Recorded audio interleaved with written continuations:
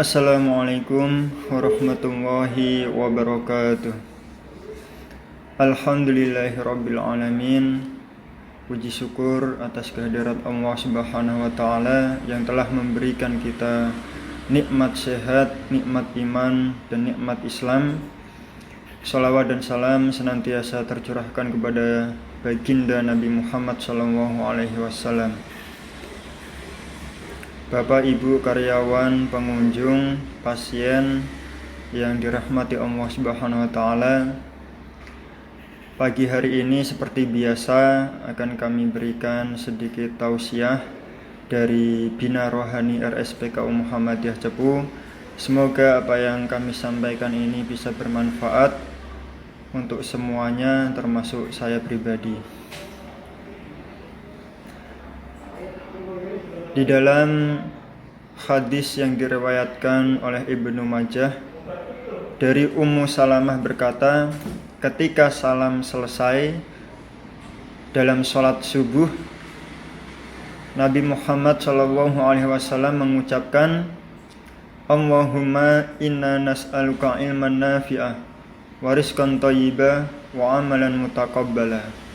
Ya Allah, aku memohon kepadamu ilmu yang bermanfaat, rizki yang baik, dan amal yang diterima. Bapak, Ibu, pendengar yang dirahmati Allah Subhanahu wa taala, baik ilmu, rizki, dan amal ibadah adalah 3 hal yang baik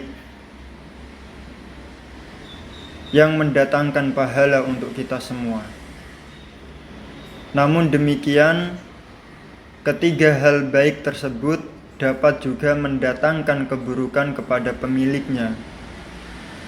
Demikianlah Nabi mengajarkan doa di atas pada umatnya agar tidak kehilangan nilai positif dari segala nikmat yang telah dianugerahkan kepada kita semuanya.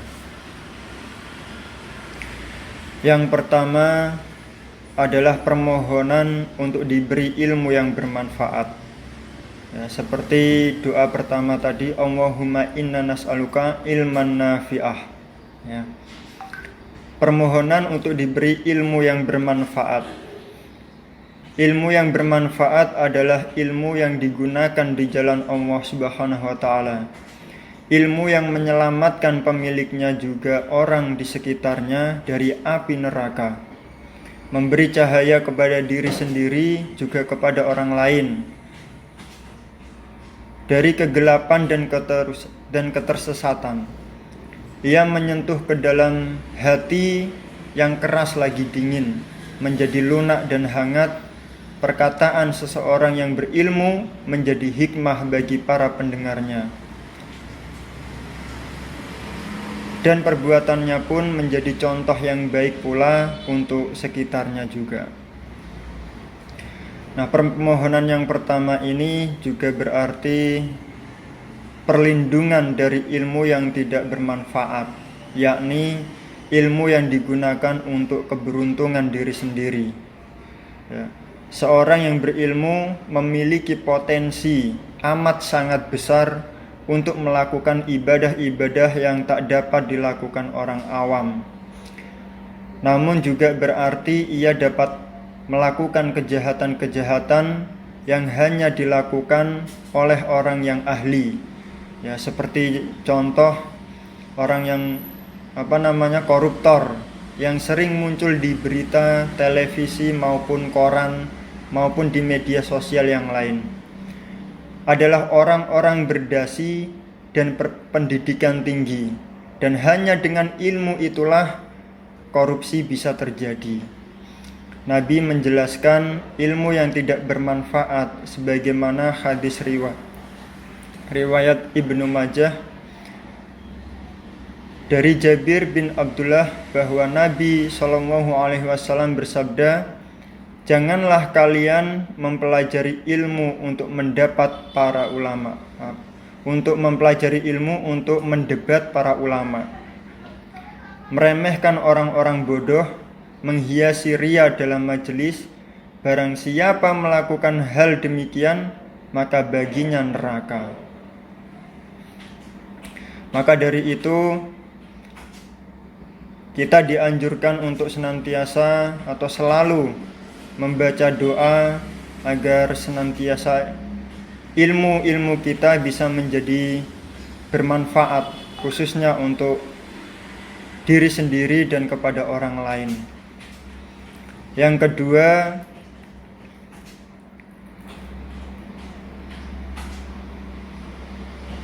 adalah warizqan thayyibah atau rizki yang barokah.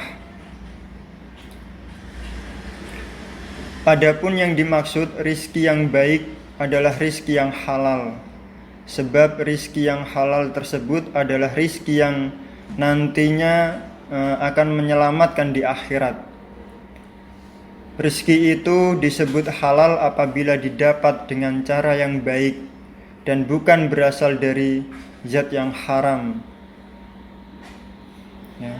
Katakanlah dalam jual beli, maka jual belinya itu haruslah adil, dan barang yang dijual bukanlah barang yang haram atau zatnya seperti minuman keras. Ya. Jangan sampai ketika kita ingin mendapatkan rizki yang barokah, rizki yang halal, kita pun harus bisa menjadi orang-orang yang senantiasa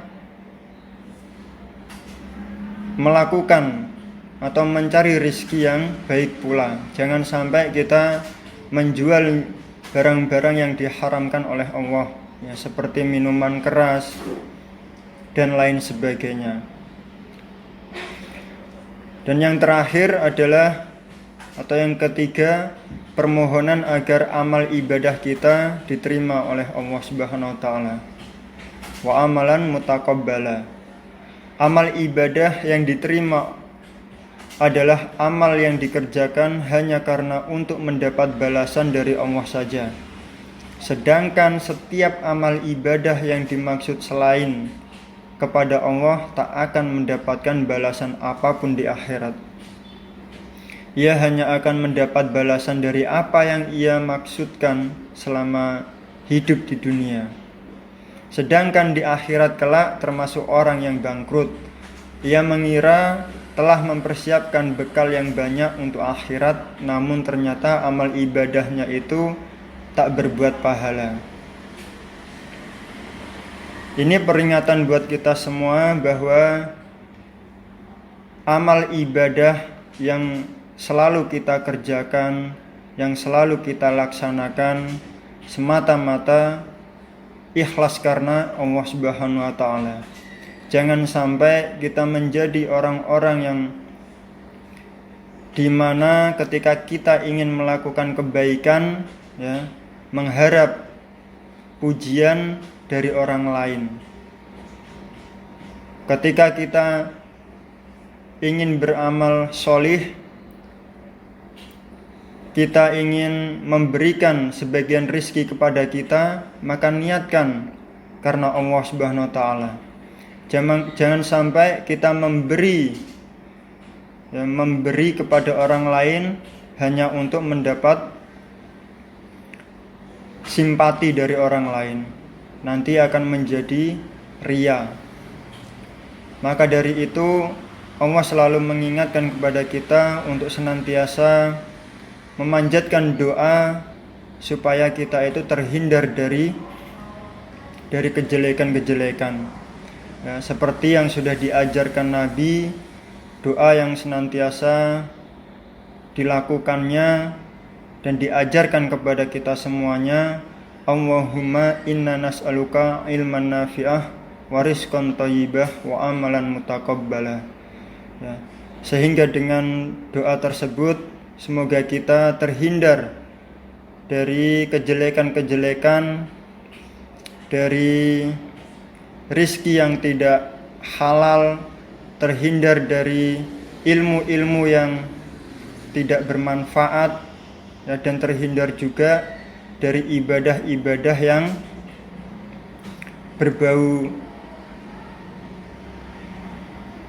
riya, atau karena riya itu juga termasuk dosa besar, Jangan sampai kita melakukan suatu amal ibadah bertujuan untuk ingin dilihat sama orang lain.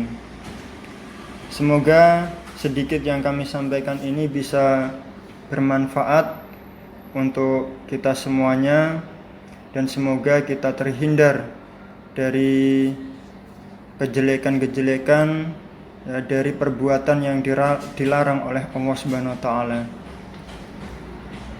Cukup sekian, wabillahi taufiq wal hidayah. Wassalamualaikum warahmatullahi wabarakatuh.